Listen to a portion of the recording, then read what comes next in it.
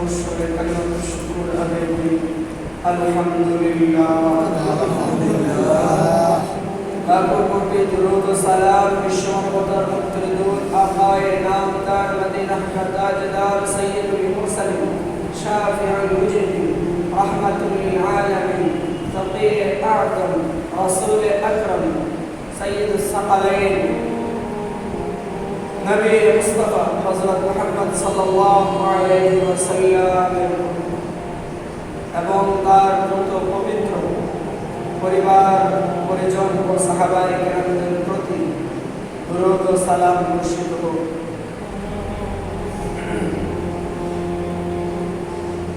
আল্লাহ তাআলা মানব সমাজকে মানুষদেরকে পৃথিবীতে পাঠাইছেন, পাঠানোর পরে তাদেরকে যে সম্মানিত করলেন, তাদেরকে শ্রেষ্ঠত্ব দিলেন। এই শ্রেষ্ঠত্ব দেওয়ার মধ্যে কিছু ক্রাইটেরিয়া আছে, কিছু নিয়ম নীতি আছে। যে বান্দা এই নিয়ম নীতিগুলো যদি তুমি মেনে চলো তাহলে তুমি পৃথিবীর মধ্যে হবে শ্রেষ্ঠ। আর যদি তুমি ওই নিয়ম নীতিগুলা ওই কানুনগুলা পরিপূর্ণভাবে তোমার জীবনের মধ্যে বাস্তবায়িত না করো, আমি আল্লাহ বলে দিলাম তুমি নিকৃষ্ট, এত পরিমাণে নিকৃষ্ট, তোমার মধ্যে আর চতুষ্পদ জন্তুর মধ্যে আর কোনো পার্থক্য নাই। বরঞ্চ আল্লাহ বলেন বরঞ্চ তার চেয়ে আরো নিকৃষ্ট। কুকুর বিড়াল শুকর বলেন আর গাধা বলেন আর গরু ছাগল বলেন, ওই মানুষটা ওই শ্রেষ্ঠ জাতিটা যদি তাকে সৃষ্টি করার উদ্দেশ্যটা যদি তার মধ্যে পাওয়া না যায়, আল্লাহ তাআলা বলেন উলাইকা কাল আনআম, ওই মানুষটা হলো চতুষ্পদ জন্তুর মতো। বরঞ্চ বালহুম আবাল, শুধু চতুষ্পদ জন্তুর মতো নয়, বরঞ্চ তার চেয়ে আরো নিকৃষ্ট। অর্থাৎ বলা চলে যে কুকুর বিড়াল শ্রীগাল শুকরের চেয়েও ওই মানুষটা আরো নিকৃষ্ট। আর আল্লাহ তাআলা বলতেছেন জানো ওই মানুষগুলা কারা? উলাইকা হুমুল গাফিলুন, ওই জাতিটা হলো গাফেল জাতি। যারা গাফেল, আল্লাহর হুকুমের ব্যাপারে তোয়াক্কা করে না, নবীর সুন্নাতের ব্যাপারে তোয়াক্কা করে না, কোন সময় কোন আমলটা তার উপরে, কখন কোন কাজটা তার উপরে, কখন আল্লাহর কোন বিধানটা তার উপরে আছে, ওই বিষয়টা তার অন্তরের মধ্যে দাগ কাটে না, তাকে ধাক্কা দেয় না, তাকে বলে না, সে আমল করে না। গাফেল, সে গাফলতের চাদর মুড়ি দিয়ে পৃথিবীতে বিচরণ করছে। আর আশা তো করছে এমন যে আল্লাহ তাআলা তার জন্যই জান্নাত বানাইছে। কথা বুঝতে পারছেন? আল্লাহ তাআলা বলেন উলাইকা হুমুল গাফিলুন। ওই যে বললাম যে মানুষকে সৃষ্টি করার কিছু নিয়ম নীতি আছে, আল্লাহ কিছু ক্রাইটেরিয়া দিয়েছেন। আল্লাহ তোমাকে যে আমি শ্রেষ্ঠত্ব দিলাম, তোমাকে যে আমি শ্রেষ্ঠ বানাইলাম পৃথিবীর মধ্যে, বলেন আল্লাহ মানুষদেরকে ফেরেশতাদের চেয়েও উৎকৃষ্ট বানাইছেন, ফেরেশতাদের চেয়েও দামি বানাইছেন। তবে এই দামি হওয়ার জন্য আল্লাহ তাআলা কিছু শর্ত দিয়েছেন। দামি হওয়ার জন্য আল্লাহ তাআলা কিছু শর্ত দিয়ে দিয়েছেন। এই শর্তগুলো যদি কোনো ব্যক্তি পালন করে, ফেরেশতাদেরকেও তার খাদের হিসেবে আল্লাহ প্রেরণ করবেন। ইয়া আইয়ুহাল্লাযীনা আমানু তাকুল্লাহ হাক্কা তুকাতিহি ওয়া লা তামুতুন্না ইল্লা ওয়া আনতুম মুসলিমুন। ইয়া আইয়ুহান নাস উ'বুদু রাব্বাকুম ইয়া আইয়ুহাল্লাযীনা আমানু ওয়া কুলু কওলান সাদীদা ইউসলিহ লাকুম আ'মালাকুম ওয়া ইয়াগফির লাকুম যুনুবাকুম ওয়া মান ইয়াত্তাকিল্লাহা ইয়াজ'আল লাহু মাখরাজা ওয়া ইয়ারযুকহু মিন হাইথু লা ইয়াহতাসিব। ইয়া আইয়ুহাল্লাযীনা আমানু ইযা নুদিয়া লিস-সালাতি মিন ইয়াউমিল জুমআতি ফাস'উ ইলা যিকরিল্লাহি ওয়া দারুল বাই'।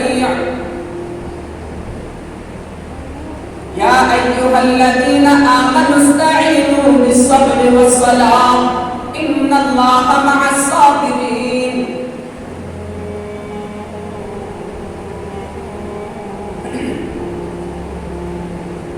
الذين يؤمنون بالغيب ويقيمون الصلاة ومما رزقناهم ينفقون والذين يؤمنون بما أنزل إليك وما أنزل من قبلك وبالآخرة هم يوقنون أولئك على هدى من ربهم وأولئك هم المفلحون। الله تعالى মানুষদেরকে শ্রেষ্ঠত্ব দিয়েছেন। এই শ্রেষ্ঠত্ব দেওয়ার পিছনে কিছু কারণ আছে, কিছু ক্রাইটেরিয়া, কিছু নিয়ম নীতি দিয়েছে যে বান্দা এই নিয়ম নীতির উপরে যদি তুমি চলো তাহলে আমি আল্লাহ তোমাকে যে শ্রেষ্ঠত্বের উপাধি দিলাম তুমি প্রকৃতই তার হকদার। আর তোমার খাদেম হিসেবে আমি আল্লাহ পৃথিবীর সমস্ত মাখলুককে তো লাগাবোই, এমনকি ফেরেশতাদেরকে পর্যন্ত তোমার খাদেম হিসেবে লাগাবো। অর্থাৎ তুমি বান্দা আমি আল্লাহর কাছে ফেরেশতাদের চেয়েও শ্রেষ্ঠ, জিবরাইলের চেয়েও শ্রেষ্ঠ, আজরাইলের চেয়েও শ্রেষ্ঠ, মিকাইল ইসরাফিলের চেয়েও শ্রেষ্ঠ। বুঝতে পারছেন? আর যদি ওই নিয়ম নীতিগুলো বান্দা তোমাদের যে সৃষ্টি করলাম যেই কারণে, ওই কারণটা যদি তোমার মধ্যে না থাকে, ওই কারণটা থেকে যদি তুমি গাফেল হয়ে যাও, তখন আল্লাহ তাআলা বলতেছেন তারা হলো কি চতুষ্পদ জন্তুর চেয়েও আরো নিকৃষ্ট। কথা বুঝতে পারছেন? আল্লাহু আকবার কাবীরা। তো আল্লাহ শ্রেষ্ঠত্ব দেওয়ার মধ্যে কিছু কথা ইনশাআল্লাহ তাআলা ভালো চলবে। তার মধ্যে বিশেষভাবে উল্লেখযোগ্য হচ্ছে পরিবার ব্যবস্থা। পরিবারটা যদি আদর্শ পরিবার হয়, আমার পরিবারটা যদি কি হয় আদর্শ পরিবার হয়, তাহলে এই পৃথিবীটাই আমার জন্য জান্নাতের মতো হয়ে যাবে। এই পৃথিবীতে থেকেই আমি জান্নাতি মানুষ হয়ে যাব। আর এই পরিবারের জন্যই আল্লাহ তাআলা এত নিয়ম নীতি দিয়েছেন। কথা বুঝতে পারছেন? আল্লাহ পরিবারের মধ্যে পরিবারের জন্য যতগুলো কথা বলছেন, অত কথা আল্লাহ তাআলা অন্য কোন ইবাদতের ক্ষেত্রে বলেন না। বুঝতে পারতেছেন? অর্থাৎ একটা পরিবার যদি আদর্শ পরিবার হয়ে যায়, নবীওয়ালা পরিবার হয়ে যায়, তাহলে ওই পরিবারটা থেকে আল্লাহ তাআলা এমন এমন ব্যক্তিদেরকে জন্ম দেবেন, এমন এমন ব্যক্তিদেরকে আনবেন, এক মানুষেরই পৃথিবীর হাজার হাজার মানুষ সে হেদায়েতের কারণ হয়ে যাবে। বুঝতে পারতেছেন?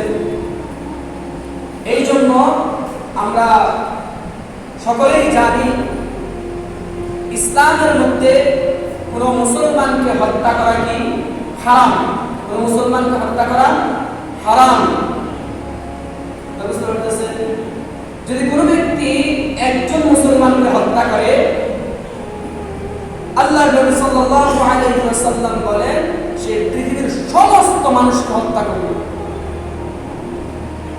একজন মুসলমানকে হত্যা করলো মানে কি পৃথিবীর সমস্ত মানুষকে কি করলো হত্যা করার সমান।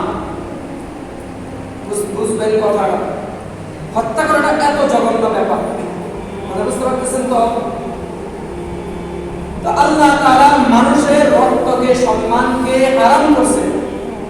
তবে যদি কোনো ব্যক্তি হত্যা করে, কিসাস, হত্যার বদলে তার শাস্তি হত্যা।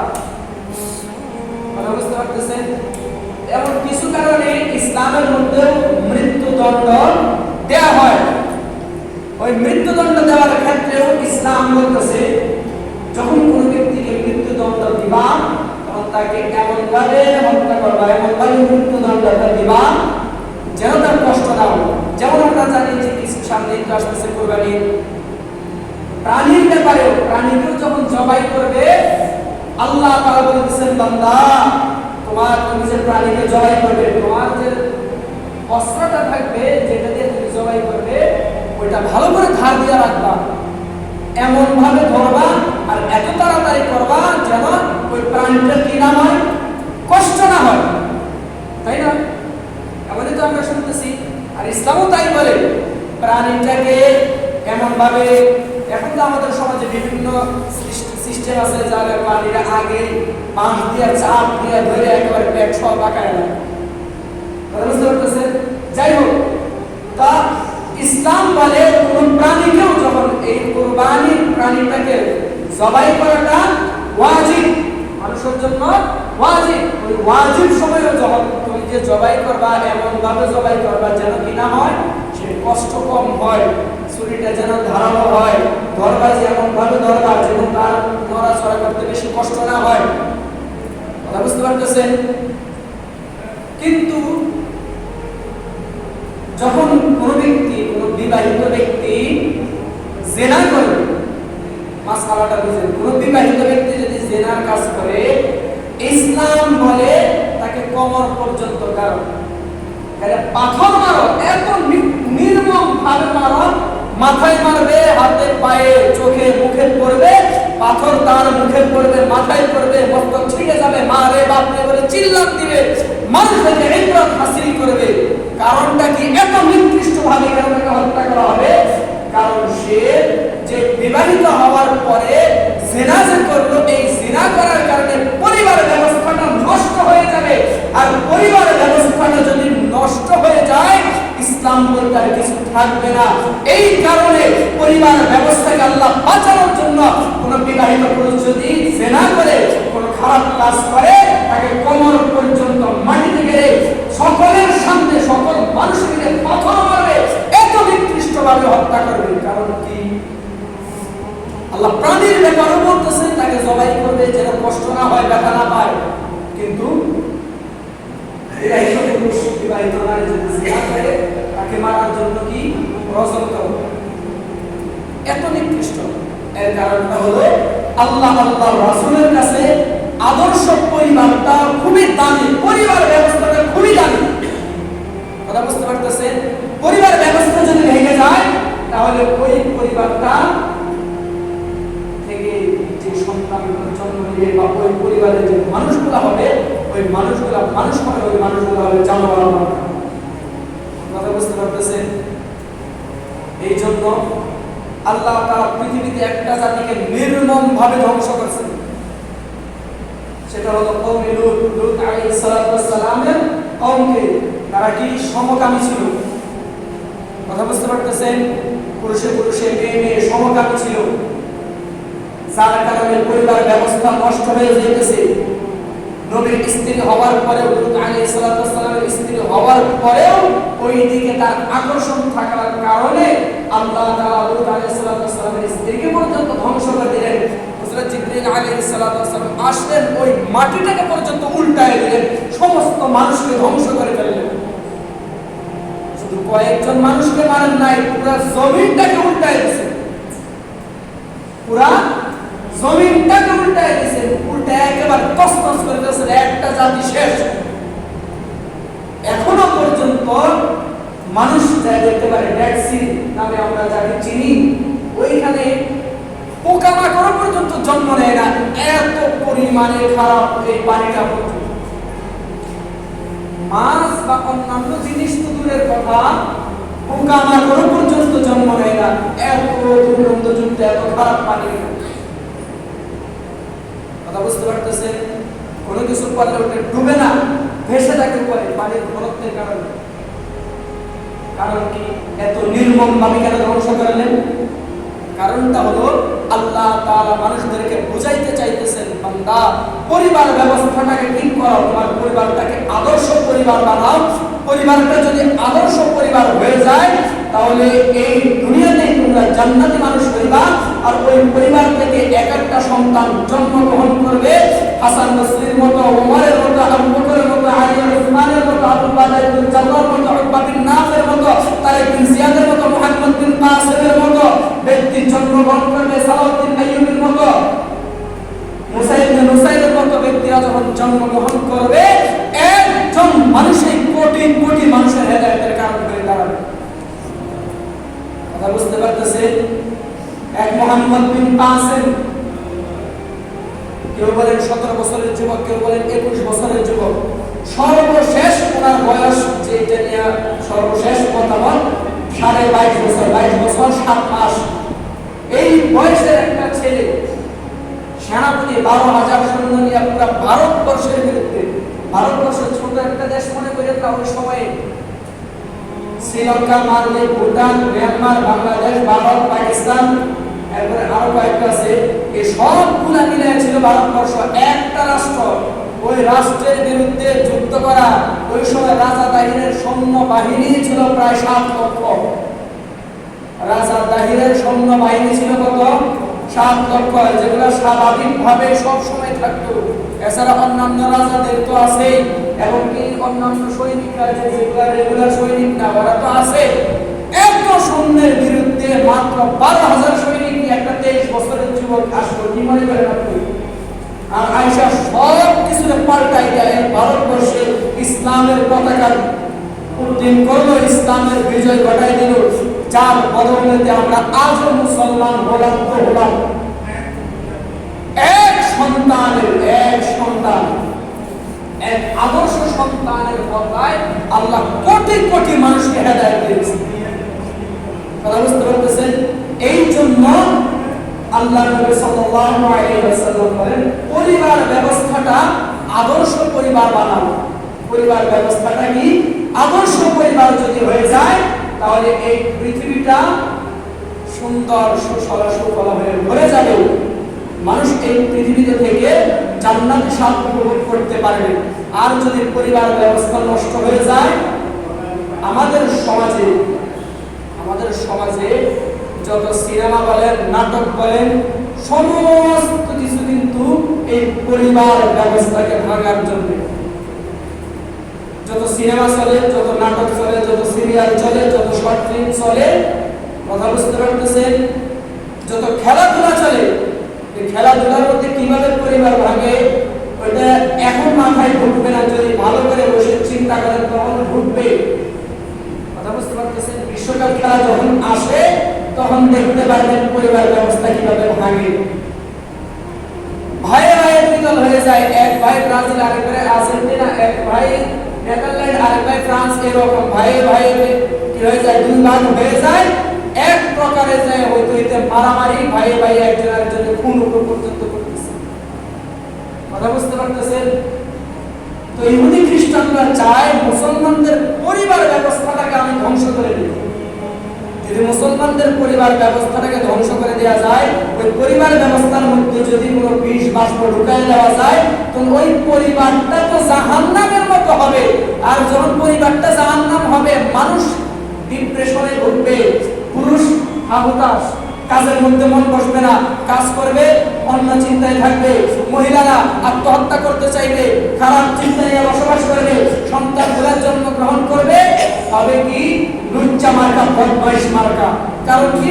কারণ হলো তার পিতামাতা একজন আরেকজনকে দেখতে পারে না, একজন আরেকজন থেকে শান্তি উপভোগ করতে পারে না, তার পরিবার ব্যবস্থাটার মধ্যে শান্তি নাই, অশান্তি ভরপুর। তখন ওই বাচ্চাটা যখন দেখে তার পিতামাতা ঝগড়া করতেছে, তার পিতামাতা একজন মিথ্যা কথা বলে, আরেকজনে বাটপারি করে, একজনে জিনা করে, আরেকজনকে পরকিয়া করে, তখন ওই সন্তানটা শিখবেটা কি? ওই সন্তানটা তো ওইগুলাই শিখবে। আর যখন এইগুলো শিখে একটা সন্তান বড় হয়, ওই সন্তানটা আব্দুল কাদের জিলানী হবে না লুচ্চা নাম্বার 1 হবে? আমার কথা বুঝতে পারতেছেন? ওই সন্তানটা কি আব্দুল কাদের জিলানী হবে না লুচ্চা নাম্বার 1 হবে? এই জন্য আল্লাহ তাআলা যত পরিমাণে বলছেন যে তোমরা যত আয়াত আছে কুরআনের বেশিরভাগ, যে বনি ইসরাঈলের যত ঘটনা পড়বেন বেশিরভাগ পরিবার নিয়ে, নবীজি সাল্লাল্লাহু আলাইহি ওয়াসাল্লামের হাদিস যত পড়বেন বেশিরভাগ পরিবার নিয়ে। কেন পরিবার নিয়ে ইসলামের এত মাথা ব্যথা? কারণ পরিবারটা যদি আদর্শ পরিবার হয়ে যায়, তখন দুনিয়াটা হয়ে যাবে আদর্শ দুনিয়া। সন্তান জন্মগ্রহণ করবে আদর্শ সন্তান। কথা বুঝতে পারতেছেন? আল্লাহু আকবার কাবীরা। তো আমরা এই ছোট্ট কথার দ্বারা বুঝতে পারলাম কি আমাদের সমাজে আদর্শ পরিবার গড়ে তোলা এটা অত্যন্ত প্রয়োজন, অত্যন্ত প্রয়োজন। যতদিন পর্যন্ত সমাজের মধ্যে আদর্শ পরিবার গঠিত হবে না, ওই সমাজে কোনোদিন সুখ শান্তির আশা করা যায় না। কথা বুঝতে পারছেন তো? আমার এই ছোট্ট কথায় বুঝতে পারছেন তো কি বুঝাইতে চাইছি? আর এই কারণেই আল্লাহ তাআলা পরিবারের মধ্যে সামান্য দোষ ত্রুটিকে আল্লাহ তাআলা ছাড় দেন নাই। কেন?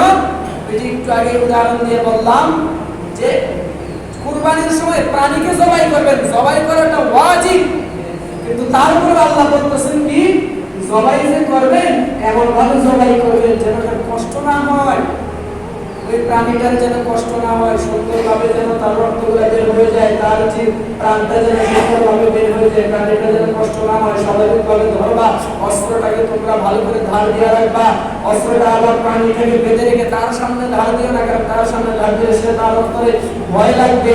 এটাও পর্যন্ত ইসলাম নিষেধ করে।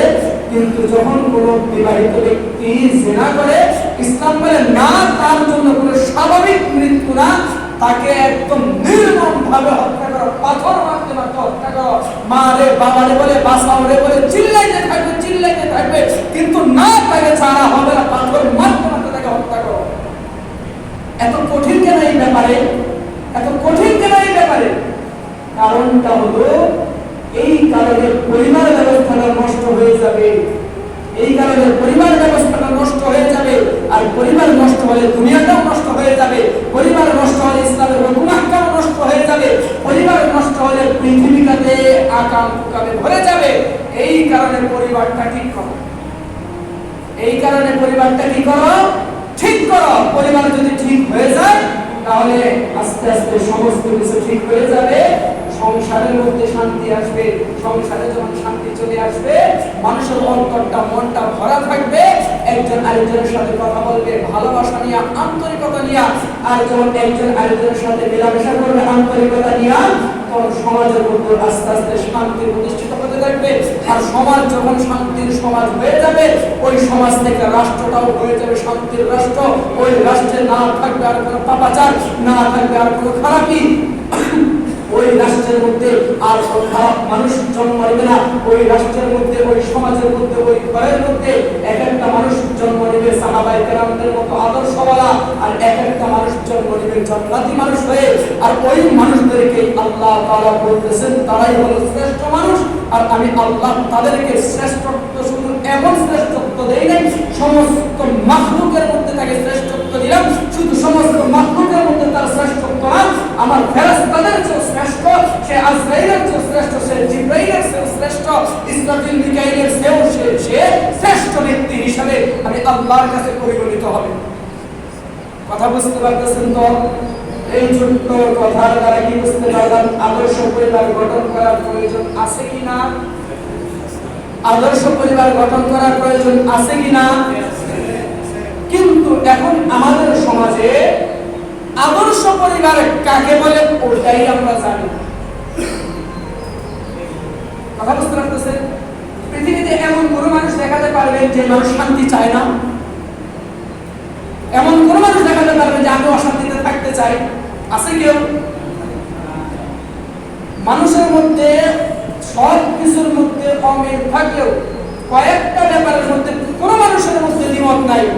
একটা হলো মৃত্যুবরণ করা লাগবে, এই মৃত্যু নিয়ে না নাস্তিকদের মধ্যে দ্বিমত আছে, না ইহুদি খ্রিস্টানদের মধ্যে দ্বিমত আছে, না হিন্দু বৌদ্ধ মণিপুরা শ্রীপুরা ত্যাগপুরা যত পুরি টুরি আছে গ্রাম বলেন যা বলেন মুসলমান বলেন, কারোর মধ্যে দ্বিমত আছে মরা লাগবে সেই কথার উপরে? পৃথিবীতে এমন কেউ আছে যে বলতে পারবে যে আমি মরবো না? এই এক বিষয়ের উপরে যেমন একমত। আরেকটা বিষয় সেটা হলো শান্তি সবাই চায়। আর শান্তি চাই বলে তো মানুষ এত বাটপারি করে, এত চিটারি করে, এত চাকরি করে, মাথার ঘাম পায়ে ফেলে। এমনি আমার কথাটা বুঝতে পারতেছেন? সকাল থেকে রাত্র পর্যন্ত যে কাজ করে, কারণটা কি? আমি সকাল থেকে রাত্র পর্যন্ত কাজ করলাম, ওই কাজ করার পরে কিছু টাকা পাবো, ওই টাকাগুলো দিয়া আমি ভালো বাজার করতে পারবো, আমার সংসারটা সুন্দর করে চালাতে পারবো, একটু শান্তি পাবো, তাই তো? এই কারণেই তো মানুষ এত কষ্ট করে। ভাই ভাইকে কেন মারে? মানুষ মানুষকে কেন হত্যা করে? বন্ধু বন্ধুকে কেন মারে? কারণ কি? তার চেয়ে আমি একটু বড় হই, আমি একটু শান্তিতে থাকি। মানুষ হিংসা করে কেন? আমি একটু শান্তিতে থাকি, আমি ভালোভাবে চলি। এই কারণেই তো দুনিয়াতে এত ফেতনা ফাসাদ এত কষ্ট বলেন, তাই না? শান্তি চাই বিদায় তো এত কিছু। পৃথিবীর কোন মানুষ কি চায় যে আমি শান্তি চাই না? এই কথা কেউ বলতে পারে। তবে শান্তি আসার জন্য আল্লাহর রাসূল বলেছেন তোমার পরিবারটাকে আদর্শ পরিবার বানাও, তাহলে তুমি শান্তি পাবে। কথা বুঝতে পারতেছেন? যেমন একটা উদাহরণ দিয়ে সব সুন্দরভাবে বুঝতেন। আপনি সারাদিন ধরে কথার কথা এখানে কাজ করলেন, আপনার মালিকে আপনার যা ইচ্ছা তাই গাড়ি কাজ করলো, এইভাবে কাজ করলে কেন, এভাবে করলি কেন, এই সেই মানে যত কথাই বলুন, মনটা একটু কিভাবে খারাপ হয়ে যায়। সন্ধ্যায় যখন আপনি ঘরে আসলেন, ঘরে আসার পরে আপনার স্ত্রী যদি আপনার সাথে ভালো ব্যবহার করে, আপনার হাত মুখ ধুয়ে দেয়, হ্যাঁ, আপনার সাথে আসে একটা সুন্দরভাবে হাসি মুখে আপনার সামনে খাবার পেশ করে, যে আপনি কত কষ্ট করে আসছেন, হ্যাঁ, এখন একটু বিশ্রাম দেন, এনেন এই পানিটা খান, হাত মুখ ধুয়ে দেন, কেমন মনে করেন?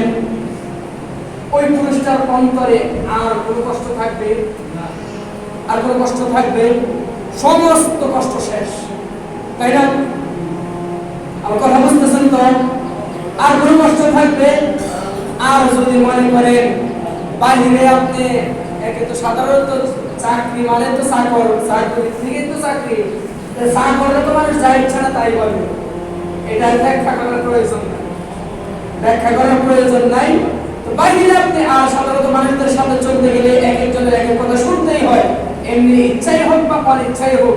আমি ইমাম সাহেব বলে কথা না, বা আপনারা মুসল্লি বলে কথা না, সবাই একই ব্যাপার, সবাই একই ব্যাপার, কথা শুনতেই হয়। কিন্তু কথা শোনার পরে যদি ঘরে আসার পরে দেখেন আপনার পরিবার, আপনার স্ত্রী, এটা আনলা না কেন, এটা আনলা না কেন, ঘরে এটা নাই ওটা নাই, নেতার মতো খালি ঘুরে বসে এই সেই, খিটখিটা দিয়ে মেজাজ দেখায়, কেমনটা মনে হবে? হ্যাঁ, এর সে বড় জাহান্নামে আরো কেউ আছে? মনে হবে যে দুনিয়াতে সে জাহান্নামে আছে, তাই না?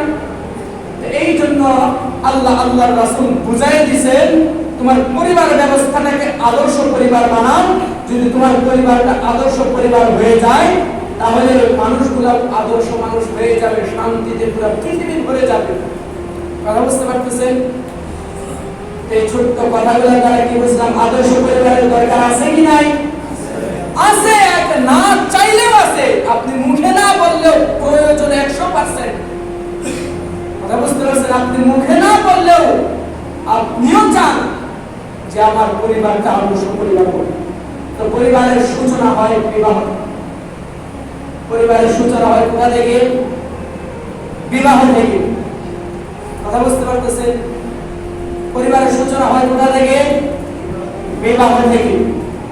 এখন যদি বিবাহটাই আমি শুরু করি লানত দিয়ে, গুনাহ দিয়া, অন্যায় পাপাচার দিয়া, তাহলে আশা করা যায় এই পরিবারটা হবে শান্তির পরিবার। শান্তির পরিবার আশা করা যায়। এই জন্য আল্লাহ নবী সাল্লাল্লাহু আলাইহি ওয়াসাল্লাম বারবার বলতেছেন তুনকাহুল মারআতু লিআরবাইন লিমালিহা ওয়া লিহাসাবিহা ওয়া লিজামালিহা ফাসফারিজ লিযাতিদ্দিন তারিবাত ইয়াদাক। আল্লাহ নবী সাল্লাল্লাহু আলাইহি ওয়াসাল্লাম ভাইকে ভাইকে বলে দিতেছেন যে শোনো, দুনিয়ার মানুষ তো বিবাহ করে চারটা জিনিস দেখে। এক, মেয়ে কেমন বংশীয়, ছেলেটা কেমন বংশীয়, মেয়েটা কেমন সুন্দরী, ছেলেটা কেমন সুন্দর, কেমন ফিটনেস, তার টাকা কেমন আছে। কথা বুঝতে পারতেছেন? 4 নাম্বার, সে কি ধার্মিক কিনা। আল্লাহ নবী সাল্লাল্লাহু আলাইহি ওয়াসাল্লাম বলেন, আমার উম্মতেরা শুনে রাখো, এই 4টা জিনিস দেখে তো মানুষ বিবাহ করে। তবে তোমরা যদি প্রথম 3টা নাও থাকে, শেষেরটাকে প্রাধান্য দাও, তাহলে তুমি দুনিয়াতে জান্নাতে স্বাদ উপভোগ করতে পারবা। এটা বুঝতে পারছেন?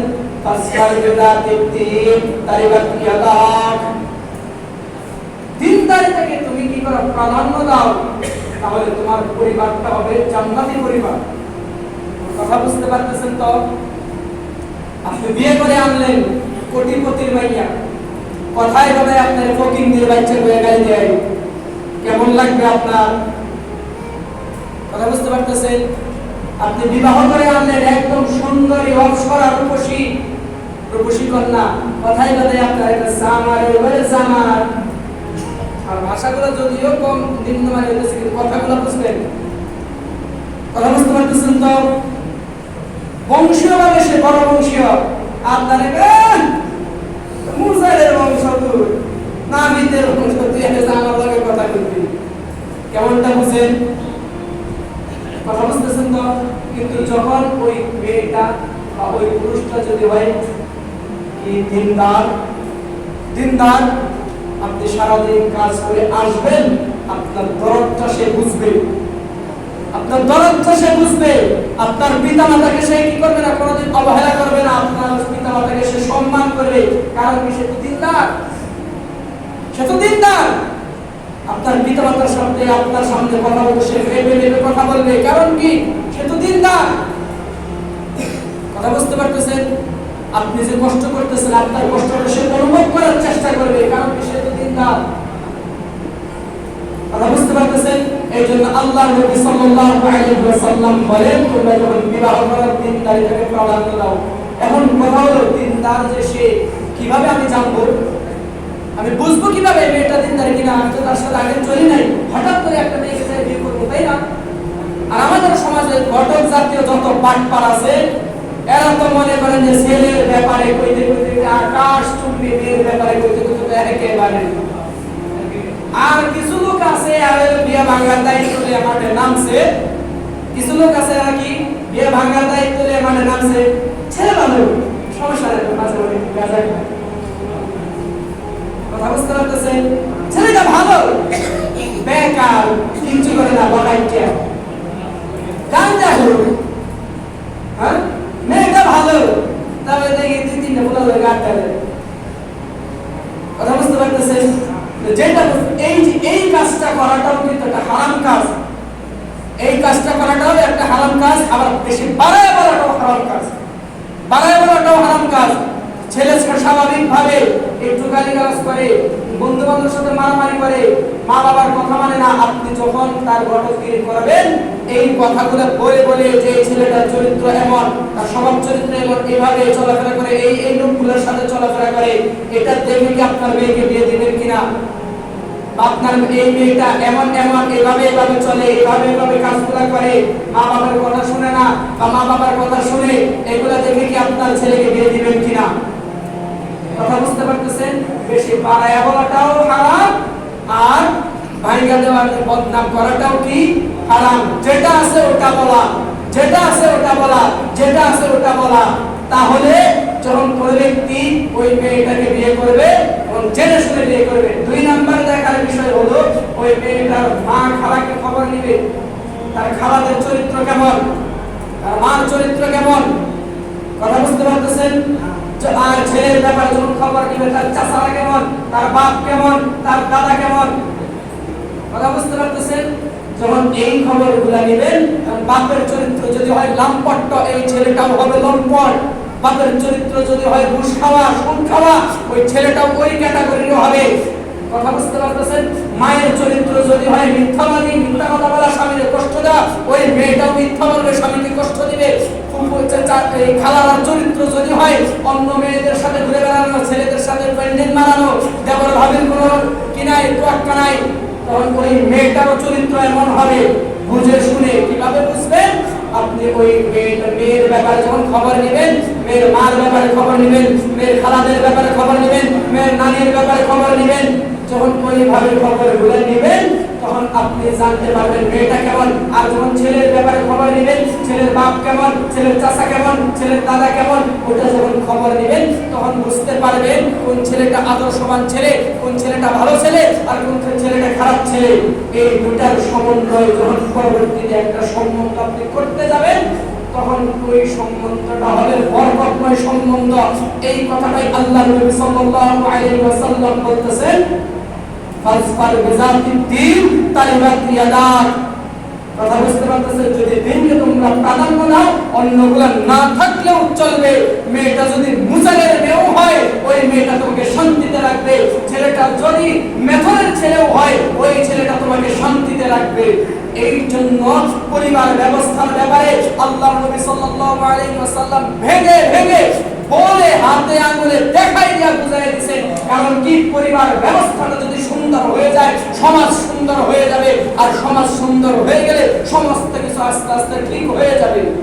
কথা বুঝতে পারতেছেন? এইগুলো সম্বন্ধ করার ব্যাপারে দ্বিতীয় কথা হলো, যখন এখন তো আমাদের সমাজে বিবাহ নিয়ে কত ধরনের নোংরামি হিসাব ছাড়া।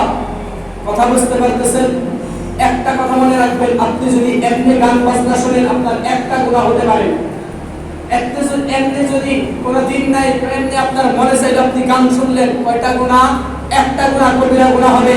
কিন্তু যদি আল্লাহর দেওয়া দিনগুলোতে আপনি কোন গান বাজনা করেন, আল্লাহর নীতিমালা বাদ দিয়ে অন্য কাজ করতে হবে, আপনার দুইটা গুনাহ। প্রথম গুনাহ হারাম কাজ করলি কেন, দ্বিতীয় গুনাহ আল্লাহর দেওয়া বিধানটাকে অপমান কেন করলি। আমার কথা বুঝতে পারতেছেন? কথা বুঝতে পারতেছেন? ব্যবসালয়ে যাও, এটা তোমার বাপ-দাদার ব্যাপার বা তোমার ব্যাপার, কিন্তু ইসলামের ব্যাপারে যখন পরিবার ব্যবস্থা তুমি বিবাহ করবা, ইসলাম বলে ওটা ইসলামের ক্ষেত্রে মানতে হবে, অন্য কোনো কথার মধ্যে তুমি যেতে পারবে না। তুমি সমাজের কথা বলো। আমি যখন মানুষদেরকে অনেকদেরকে বুঝাই যে আপনারা এই যে কাজগুলো করতেছেন এগুলো তো ঠিক হইতেছে না, এগুলো তো ভুল হইতেছে, ইসলাম তো সরাসরি এগুলোকে না করে এগুলো থেকে তো আপনি শান্তি পাবেন না, আমার উত্তর দেয় সমাজ থেকে কি বাইরে হয়ে যাবো? আরে আপনি কোন সমাজের কথা বলতেছেন? আপনি এই সমাজের মধ্যে 3 দিন না খায় থাকেন, আপনার সমাজের এক ব্যক্তি আপনার কাছে খবর নিবে?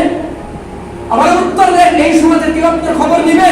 3 দিন কেন, মাসের পর মাস যদি আপনার ঘরে খাবার না থাকে ওই সমাজের লোক আপনাকে কোনো খবর নিবে না। আরে অমুক তো মুনসের ভাই তো খায় না, দেখে খায় না, 1 সপ্তাহ পর্যন্ত মুনসের তো অসুস্থ হয়ে পড়ে রয়েছে, এরপরে তো খাবার নাই। খবর নেই ভাই, খবর নেই।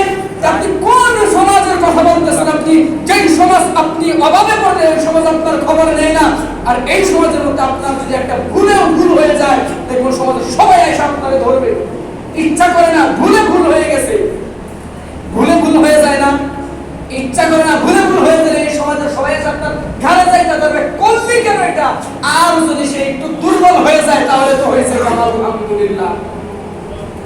যদি একটু দুর্বল হয়ে যায় তাহলে তো হয়েছে আলহামদুলিল্লাহ। আপনি কোন সমাজের দোহাই দিয়ে আপনার নাফরমানি করতেছেন, আপনার জীবনটা নষ্ট করতেছেন, আপনি পরিবার নষ্ট করতেছেন? হ্যাঁ, এই যে কয়দিন আগে রমজানে আমার আম্মা মারা গেল, কবরে যে রেখে আসলাম আমার আম্মাকে, কয়জন পরিবার যায় সঙ্গ দিল, কয়জন সমাজেরকে যায় সঙ্গ দিয়ে আসলো? বা এই যে মাত্র 1 সপ্তাহ তো হয়েছে, এই যে একজনকে কবরে রেখে আসলাম, 6 দিন মনে হয়, 6 দিন। আচ্ছা যাই হোক, ধরেন 1 সপ্তাহ, এই 1 সপ্তাহ যে হলো কয়বার কবরের মধ্যে যায় খবর নিয়ে আসছে যে ভাই তুমি কেমন আছো? আপনি কোন সমাজের দোহাই দেন? এই সমাজের দোহাই দিয়া নোংরামি করবেন কোন হিসাবে? বুঝে রাখেন, এমনি যদি আপনি গান বাদ্য করেন আপনার একটা গুনাহ হতে পারে, হারামের গুনাহ। কিন্তু আল্লাহ যে বিধানটা দিয়েছেন বিবাহ করাটা নবীর সুন্নাত, কারোর জন্য ওয়াজিব, কারোর জন্য ফরজ, এটা আল্লাহ দিয়েছেন। ওই আল্লাহর দেওয়া বিধানের উপর আপনি নষ্টামি করতেছেন, আপনি গান বাদ্য বাজাইতেছেন, আপনার জন্য একটা গুনাহ, আপনার জন্য 2টা গুনাহ। প্রথম গুনাহ তুই হারাম কাজ করলি, দ্বিতীয় গুনাহ আল্লাহর দেওয়া বিধানকে অপমান করলি। এমনও হতে পারে এই কারণে আপনার ঈমানও চলে যেতে পারে, কারণ আল্লাহর দেওয়া বিধানকে যদি কোনো ব্যক্তি অপমান করে তাহলে তার ঈমান থাকবে না, চলে যাবে। কথা বুঝতেছেন? এমনও হতে পারে, সরাসরি আমি বলতেছি না যে কাফের হয়ে যাবে, এমনও হতে পারে আল্লাহর দেওয়া বিধানটাকে যে আপনি কি করলেন, অপমান করলেন, এজন্য আপনার ঈমানও চলে যেতে পারে। আল্লাহ ঈদুল ফিতর, ঈদুল আযহা দিয়েছেন মুসলমানদের জন্য খুশির দিন, আপনি ওই দিনে গান বাদ্য বাজাইলেন, আল্লাহর দেওয়া খুশির দিনটাকে আপনি কি করলেন, অপমান করলেন। এক, গান বাদ্য বাজানোর কারণে আপনি হারাম কাজ করলেন, এক গুনাহ। 2 নম্বর গুনাহ, আল্লাহর দেওয়া বিধানকে আপনি অপমানিত করলেন, এইজন্য আরেকটা গুনাহ। কথা বুঝতে পারতেছেন? বিবাহের মধ্যে গান বাদ্য বাজানো এটা তো আমাদের ফ্যাশনে হয়ে গেছে। গান বাদ্য যদি না বাজাই এর বিয়েটা করলাম। কথা বুঝতেছেন? আমার কথাগুলো বুঝতেছেন তো? আচ্ছা, আমার বিয়ে, আমি আমার কথাই বলি, আমার বিয়েতে আমি গান বাদ্য বাজাই নাই, গায়ে হলুদ যে করি না, আমার বিয়ে কি হয় নাই? হয়েছে কিনা? যেই সমাজের মধ্যে বিবাহকে যত কঠিন করা হবে, যেই সমাজের মধ্যে বিবাহকে যত কঠিন করা হবে, ওই সমাজের মধ্যে নোংরামি তত বেশি ছড়াবে, ওই সমাজের মধ্যে অপকর্ম তত বেশি ছড়াবে। কথা বুঝতে পারতেছেন? আবার নাম দেয় পবিত্র ভালোবাসা, পবিত্র প্রেম। কথা বুঝতে পারতেছেন? আমি একজন ব্যক্তির ওয়াজ শুনতেছিলাম, নাম হচ্ছে আব্দুর রাজ্জাক বিন ইউসুফ, আব্দুর রাজ্জাক বিন ইউসুফের ছেলে। যদিও আমি তাদের এই দলটাকে সাপোর্ট করি না, তার কথাটা আমার কাছে খুব ভালো লাগলো। সে তো ক্যামব্রিজ বিশ্ববিদ্যালয়ে পড়ালেখা করে। তো তার একজন লিবিয়ার নাকি সুদানের আমার খেয়াল নাই একজন সাথী, সে প্রশ্ন করলো যে ভাই আপনাদের দেশে কি প্রেম ভালোবাসা নামক এই জিনিসটা আছে? আরবিতে প্রশ্ন করলো মোহাব্বত, আরবিতে মোহাব্বত মানে প্রেম ভালোবাসা কি বোঝায়? ভালোবাসা বোঝায়। তো আপনাদের দেশে কি মোহাব্বত কি আছে কিনা? তো ওই ধরেন লিবিয়ারে আমার রাষ্ট্রটা মানে নাই কোন রাষ্ট্রটা বলছে, তো ওই ছেলেটা আব্দুল্লাহকে ধমক দিতে, হ্যাঁ তুমি তো ইসলামকে অপমান করে কথা বলতেছো। কেন?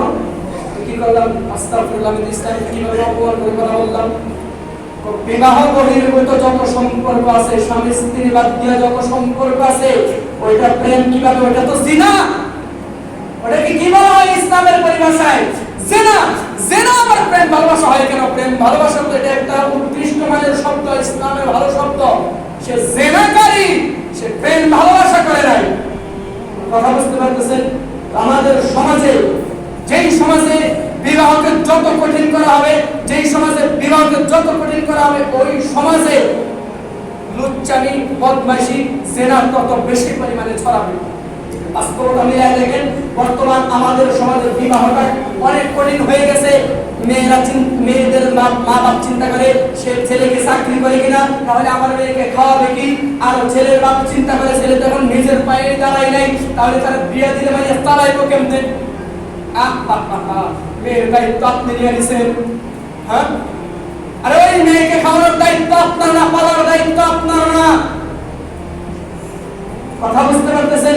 ওই মেয়ের রিজিক সে যেটা খাবে, বাপের বাড়িতে যদি আল্লাহ খাওয়াইতে পারে, স্বামীর বাড়িতে আল্লাহ খাওয়াইতে পারবে না? আল্লাহর কি শক্তি নাই? আরে মানুষটা জন্মগ্রহণ করার কোন কোন হাদিসের মধ্যে আসছে 50 বছর আগে, কোন কোন হাদিসের মধ্যে আসছে 50,000 বছর আগে, কোন কোন হাদিসের মধ্যে আসছে 40 দিন আগে। সে যে কি কি করবে দুনিয়াতে, কি কি খাবে, আল্লাহ সমস্ত কিছু লিখে রাখছেন। তো তার ভাগ্যে যেটা লিখে আছে সেটা তাকে খেতেই হবে, সেটা তাকে ভক্ষণ করতেই হবে, না হলে সে দুনিয়া থেকে মৃত্যুবরণ করতে পারবে না, দুনিয়া থেকে কোথাও যাইতে পারবে না। আপনারা তো টেনশন কেন? রিজিকের দায়িত্ব আল্লাহর, ওই আল্লাহই টেনশন করবে, আপনার তো দরকার নাই। আপনারা যে হুকুমটা দেওয়া হয়েছে, আপনি ওই হুকুমগুলো পালন করেন, বাকিটা আল্লাহর দায়িত্ব। আমার কথা বুঝতে পারতেছেন? তো যেই ছেলে মেয়েগুলা বিবাহের উপযুক্ত হলো, পিতা মাতারা তাদেরকে বিবাহ দিল না, জেনে রাখেন এই ছেলেটা যত খারাপ কাজ করবে, এই মেয়েটা যত খারাপ কাজ করবে, এর একটা ভাগ আপনার পিতা মাতারা আপনাদের কপালের মধ্যে লেখা হবে, আপনাদের আমলনামায় লেখা হবে। এর জন্য আপনাকে জবাবদিহি করতে হবে। কথা বুঝতে পারতেছেন? কথা বুঝতে পারতেছেন? এই যে এত মেয়ে ভাগায় নিয়ে আসে, এই মেয়ে ভাইগা যায়, ওই মেয়ে ভাইগা যায়, এই ছেলে এই মেয়ে নিয়ে আসলো, ওই মেয়ে নিয়ে আসলো, কেন? আপনি পিতা তার হকটা আদায় করেন নাই, মেয়ে এসে ভাগা নিয়ে আসছে। আপনি তারে দোষ দেন কেন? দোষিত আপনি, কারণ এই পরিবারটাকে আপনি তো নষ্ট করলেন। কথা বুঝতে পারতেছেন? তো এই যে ভাগায় নিয়ে চলে আসা, আপনি কি মনে করেন যে ভাগায় নিয়ে চলে আসছে পিতা মাতার অন্তর থেকে দোয়া পাইতেছে এই পরিবারটা? আমার কথা উত্তর দেন। আপনার মেয়ে যদি আরেকটা ছেলের সাথে ভেঙে যায়, আপনি আপনার ওই মেয়ের জন্য দোয়া করবেন নাকি বদদোয়া দিবেন? হ্যাঁ, তুই এত কষ্ট করে আমি লাইলা পাইলে বড় করলাম, খাওয়াইলাম, আমার মাথার ঘাম পায়ে ফেলাইয়া রক্ত পানি করে তোকে খাওয়াইলাম, আর তুই মেয়ে 2 দিনের ভালোবাসা তো না ছেলের সাথে ভেঙে গেলি, তোমার এই পিতা কি দোয়া করবে নাকি তার অন্তর থেকে বদদোয়া আসবে? আর যখন কোন দম্পতির উপরে বদদোয়া আসে, ওই দম্পতির জীবন কি সুখী জীবন হবে নাকি জাহান্নামের মতো হবে? তো এই দোষটা তো আপনি পিতা মাতাই শুরু করে দিলেন। আমার কথা বুঝতেছেন?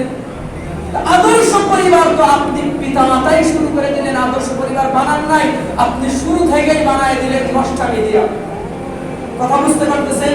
তো যেটা বলতেছিলাম, এখন আমাদের সমাজে হলো এই যৌতুক চাওয়ার নিয়ম তো একেবারে সুন্দর করে, এখন আর যৌতুক চায় না, এখন চায় কি গিফট। কথা বুঝতে পারতেছেন?